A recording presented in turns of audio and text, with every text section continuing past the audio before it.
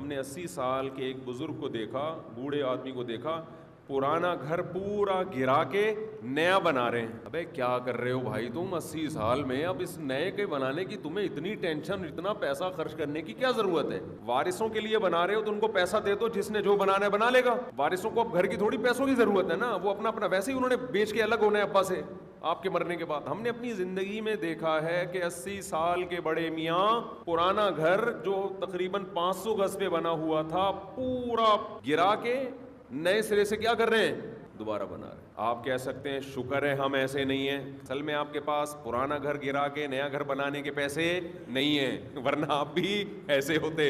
یہ تو ابھی کہہ رہے ہو نا ہم ایسے نہیں ہیں، اصل میں پیسے نہیں ہیں۔ دنیا میں خدا کی قسم سب سے مشکل کام پتہ ہے کیا ہے؟ وہ کام جو سب سے آسان ہے وہ سب سے مشکل ہے۔ سب سے آسان یہ ہے کہ دنیا کو مسافر خانہ سمجھنا شروع کر دو، کیونکہ ہے 2 اور 2 4 کی طرح ہے۔